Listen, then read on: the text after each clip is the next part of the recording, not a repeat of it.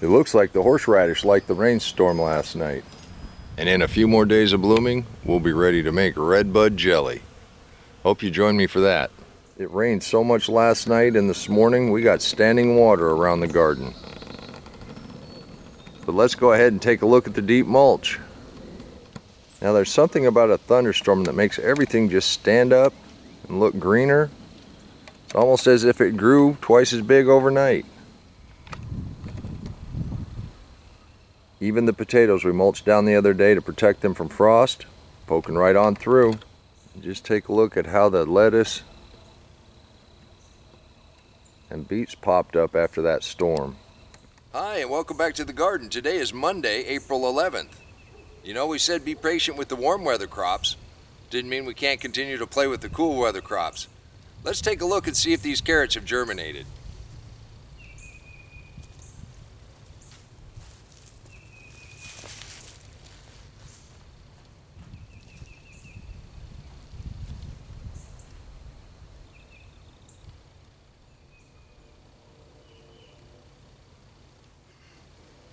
Now how's that for a carrot growing pretty fast? That's a holdover from last year. We've got a little germination, but let's go ahead and keep these covered for a few more days.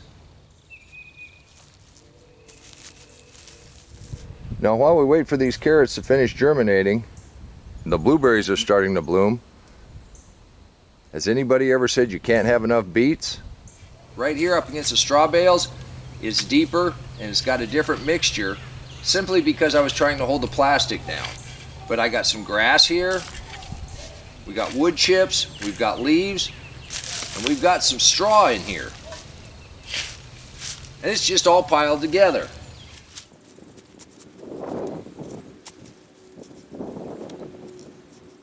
See, it gets a little thinner as we get out here. I piled it really thick up against the straw bales just to hold that plastic down. But it gets thinner as we get out here.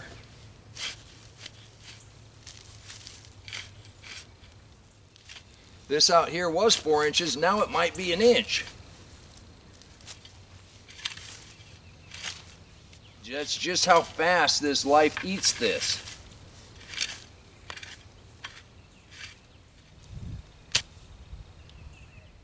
But I just went ahead and piled it up here. So that's a pretty good pile actually. We took that off the front edge, and as our plants mature, we will go ahead and use this to backfill, mulch back in around them.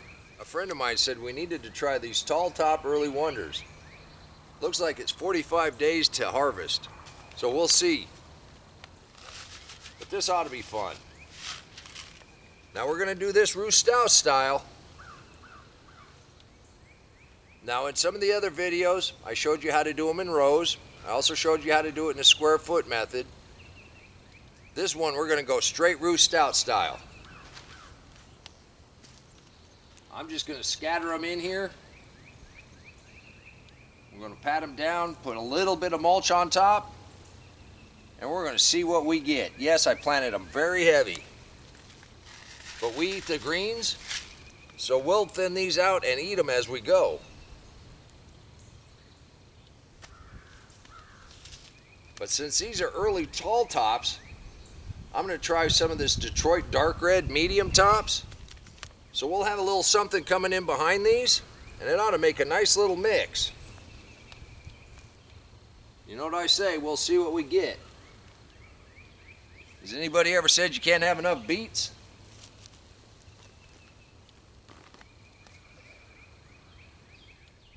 And just pat them down.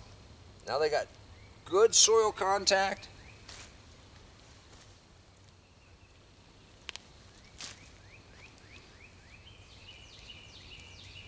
And I'm going to use just a little bit of this wood chip mulch just to help hold the moisture in.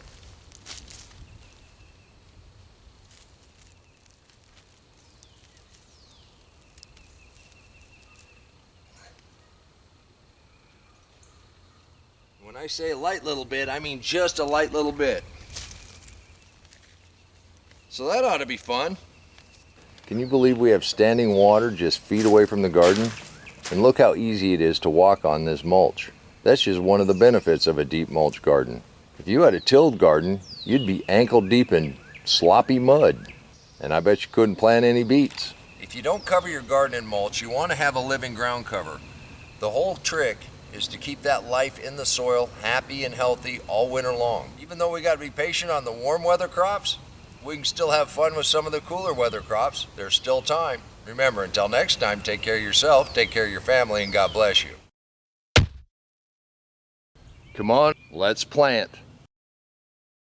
Let's go plant garden.